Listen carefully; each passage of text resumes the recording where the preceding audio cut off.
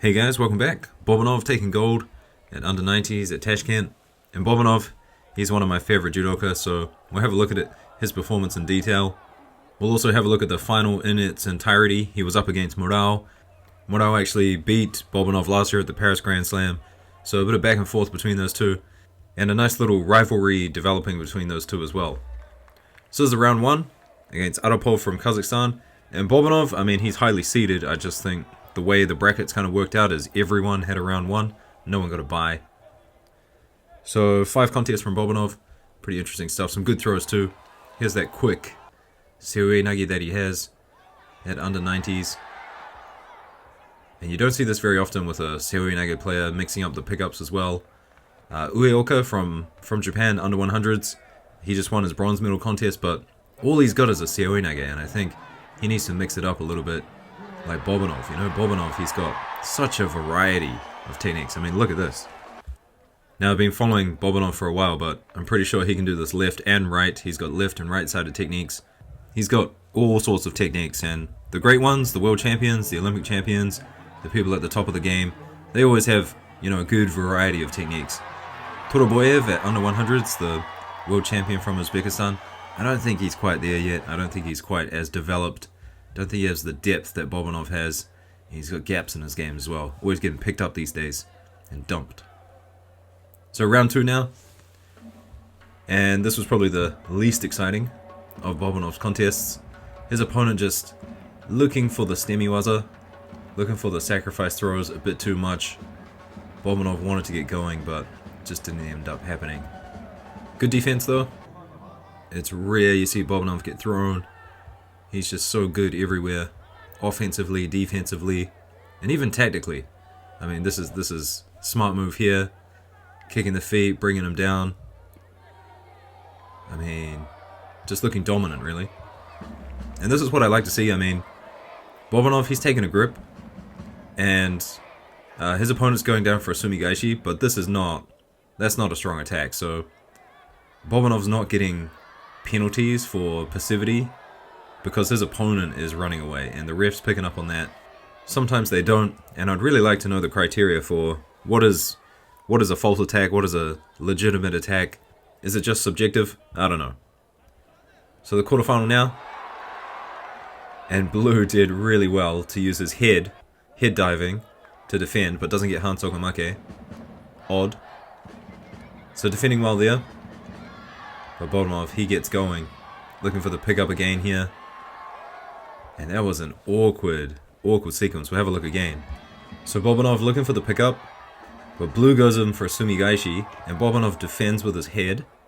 So Hansokamake there.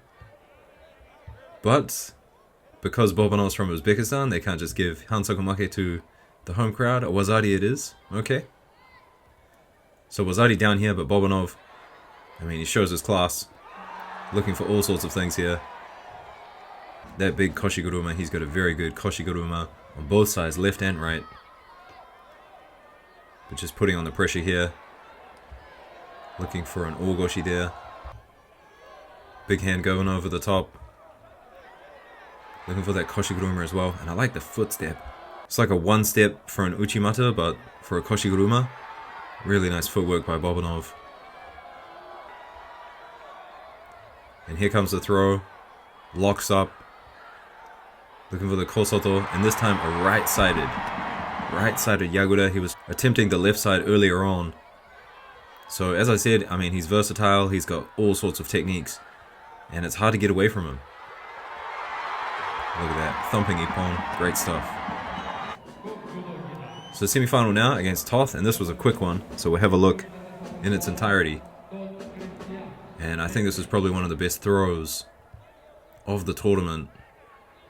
It almost rivals the Ashiwaza by Ida against Shrazdishvili, which was Hungary 2022, I think. But this is a really, really nice Okuri Ashibarai. So he's dominating that sleeve grip. Gets close to him now, and boom! I mean, come on, that was sensational. And I like it how he waits for Toth to pull him in. A lot of people, they get kind of aggressive and start jumping, looking for that top grip, but using Toth's momentum against him. Beautiful stuff. So this is the final against Murao. And home advantage for Bobonov, so I'll let you guys kind of decide if the Shidos were warranted here. But it's a good matchup, two contrasting styles. Bobonov, left side, right side techniques, all sorts of techniques, odd, awkward techniques from strange positions and angles. Whereas Murao, much more traditional. He wants a left-sided grip, lapel sleeve, looking for the ochi, the osoto, the uchimata, and some ashiwaza in there as well. But for Murao, it's going to be pretty standard stuff. And I don't get the standard stuff. I mean, everyone knows it's coming, but somehow they can't stop it. And that is the beauty of Japanese judo.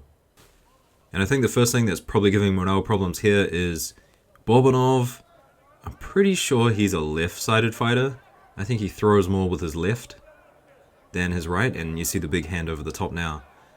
But he's coming out right versus left, and that's a really awkward thing for a Japanese fighter to come up against. And looking for that big koshiguruma as well. Yeah, so when you're left versus right like that, I mean, you often leave that top grip open because you're looking for the sleeve. And Bobonov took good advantage of it there to take that top grip.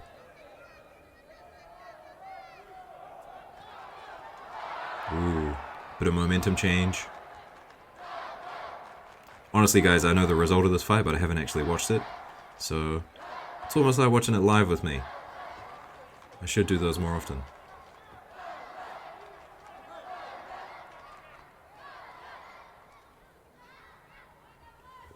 I love how they put the lights on the crowd. Ooh, nice bit of ashiwaza.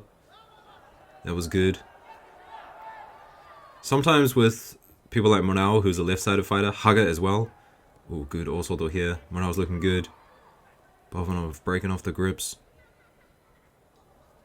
Oh, ochi, uchimata.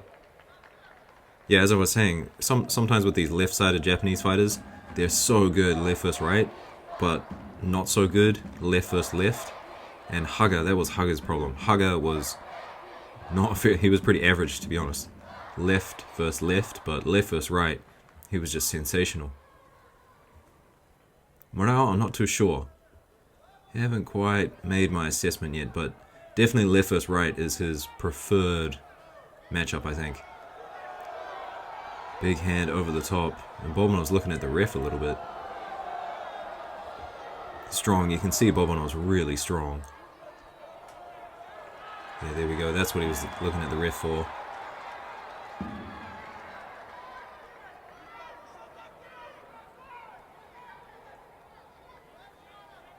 And Bobonov again.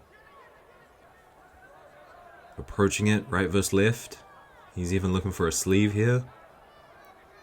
But he's just going to put that hand up. So the last couple of minutes he's been putting that big hand over the top. But this time, instead of doing that, goes for the seoi nage. And that is a left-sided seoi nage, so should be his usual side. I think. So confusing what he does sometimes. So versatile. Look at this. Right-sided. Big owashi there. And the great thing about Bobonov is all his attacks look really strong. Okay, maybe not that one, but most of the time, he's not going to get a Shido for a drop attack or a false attack. He's always looking to throw people. Oh no, this is it. That's unfortunate. Yeah, I mean Bobonov, he was putting on the pressure. He was definitely attacking more. That's unfortunate for Murao, but I would have liked to see a throw. I don't like it when it ends like this, especially in a final, but still, Bobonov, he's a great champion. Alright guys, peace out. I'll see you later.